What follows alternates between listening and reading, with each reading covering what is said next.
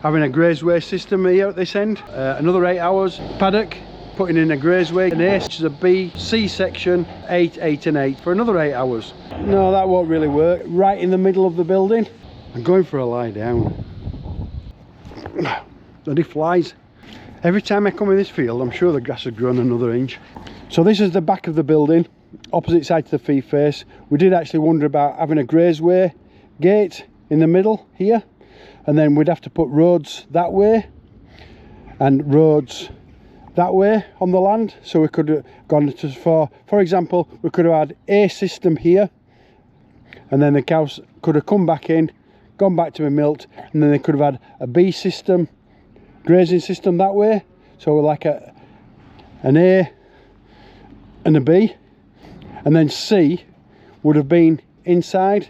So we've got 8 hours of A, 8 hours of B, and inside the building 8 hours of C. The thing with it was we needed to put a road structure in as well. The land over there is really quite clayey. This side of the farm is a lot more sandier soil and grows really well. So this side would have worked well. This side not so well. And then feeding inside, that's simple really. We just feed them silage or even zero grazing. The problem with it was we just needed to put roads in everywhere, absolutely everywhere. Because what we've got all small paddocks which are scattered about. Where the farm sits, according to the land, just doesn't work too well for us. So we went for 24 hours a day housing system, which works really well. A little bit hot in summer, we have to watch that, but as a rule it works really, really well. So we went on to, instead of trying to make silage all year round, which is a task in itself, we decided to go down the zero grazing route, which I'm going to show you a little bit more about that when we come to it. So the point of this video was just to put together, to show you why we didn't go for a grazing system. First of all, is the farm layout is not ideal for it, with the land being fragmented, and also the road system. We needed to put a new road system in completely all over the farm so the cows could walk backwards and forwards quite freely on their own without restriction. It just didn't lay itself to it, so we didn't. So the roads we would have put in is a bit like the track we put in for the when we were milking cows on the parlour. So about 10 years ago we put a new road in, thinking the grazing system might be a possibility on robots, but the main hurdle was the council road in the middle, which just splits the land up, and we can't let cows freely walk across the road. It's just too busy, and I think council will have something to say of that. And besides that, there'd be an accident, I'm sure there would. But the road we built it in concrete sleepers. I think what I'll do, I'll take you across to have a look at that and show you what we did. But the road was quite a feat in itself, from the road all the way up onto the top of the banking there. It worked really well when we were grazing cows, because when under wet conditions we could take them onto some dry land at the top. The fields on the bottom were really, really wet, but because we put the road in, it was just no trouble at all, and it worked really well, did that. So we decided to just house them for 24/7, and then we went on to the zero grazing system. It's quite addictive fetching the grass each day. Some will find it a bit of a chore, but it isn't. I love doing it, absolutely love doing it. Fresh grass, these cows go mad for it, absolutely mad for it. And that way you can control your grass, you can control the grazing, you can always feed them high protein grass. Anyway, that's a video for another day. So I think what we'll do, I'll go and show you the road, what we built. Quite interesting. I'll show you how we built it, I'll tell you how we built it, and then you can make your own decision. So we built this out of concrete sleepers. You'd think we were building a mountain, wouldn't you? Look at this lot. 2013 we originally put this in, so it's time of recording video, it's 10.5 years old. It's been in all this time, it's been a fantastic investment. But when you lay them as cow tracks, you actually put them the other way around, upside down. So the concrete sleepers, they're about 9 inch wide, something like that. And these bolts, you can see where the 2 bolts are here, and when they were the other way around, what they do, that's where the tracks were fastened onto the top, and they've like got a curve underneath. Then what you do, you actually, when you lay them, you put them down the other way around, and the bolts just stick into the soil. You can see where there's a bolt missing out of that one, and a tree's decided to start growing.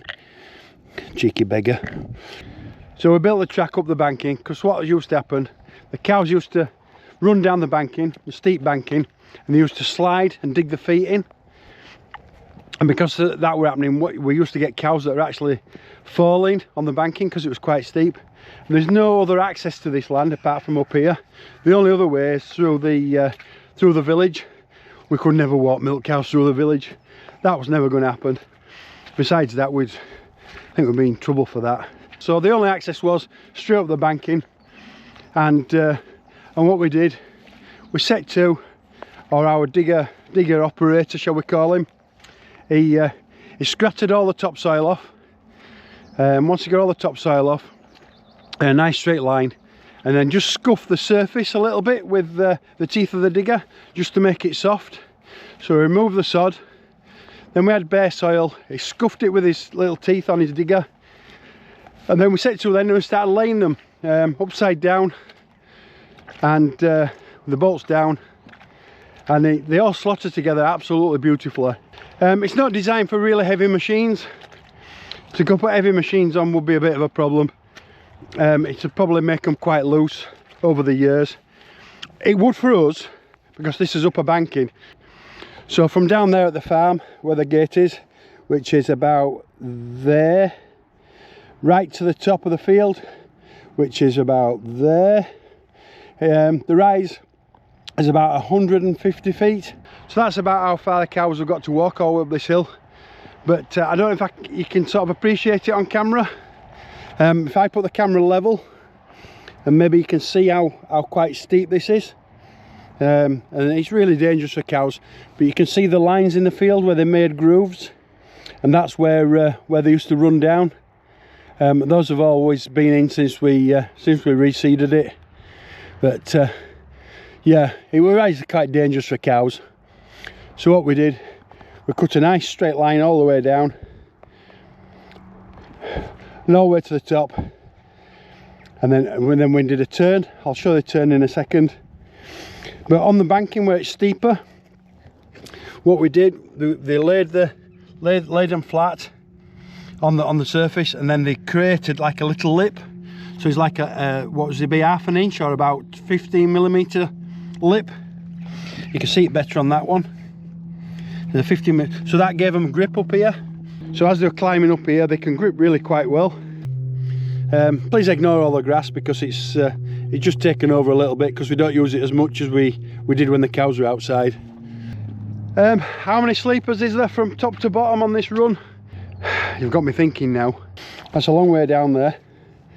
We're about halfway up, and then on the turn we laid them in a straight line right to the top to make the corner a little bit wider, because cows tend to cut corners. What we did, we've just laid a small pad of concrete in the corner and did a diagonal corner.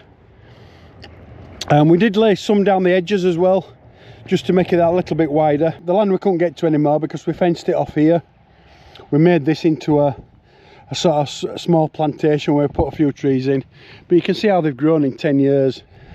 And we had it all professionally fenced as well. It was quite a feat in itself, actually creating it. There was a lot of work involved, because this land was obviously really quite wet, very wet here, and these bankings as well. And in the bottom there, I know it's wet now, you can see the puddles, and down there in the corner. But take it from me, we did actually drain it from the tree there and across, and we put lines in across all on both sides, and really levelled it all up. Our digger operator, shall I call him, we hadn't got the equipment to do it, so he came and he dug all this banking off. He dug all this banking off here. So that's the original field up there, and then he cut it across here, and what he scooped off, he did it like half and half, and he moved that onto the other side. So he brought it down and made a level area, and then banked it off that side. So he made a level path all the way first. So it was made into a permanent track. But I suppose if you ever wanted to lift it up and rip it up and replace it, then it wouldn't be too big a problem either, because they are just concrete sleepers. You just pull them all up bit by bit with your digger, resurface the soil, pull all the fence out, and then it'd just be back to normal field again.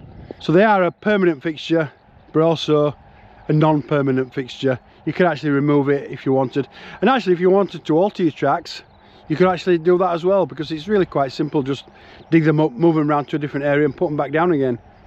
So it's using concrete sleepers it's brilliant. I can't tell you how much they were at the time. I think there was something in the region of about £5 a sleeper, £4 a sleeper at the time. So we're talking 10 years ago. I saw a price on an auction site. They were £9 each. So they've obviously changed, and you know, they're about £5 dearer now 10 years later than they were then. I haven't got a tape measure with me. I think there's about 4 in a metre roughly, so you can work it out from that. So the little bit of magic, I'm going to take you back 10 years and show you a little bit of footage of what it used to look like. It's about I think it's around about the 8th of August 2013 when we were actually walking the cows down the track. It's somewhere around about that sort of time. It's a lovely sunny day, and this is what I used to look like. Well, the back of me used to look like anyway.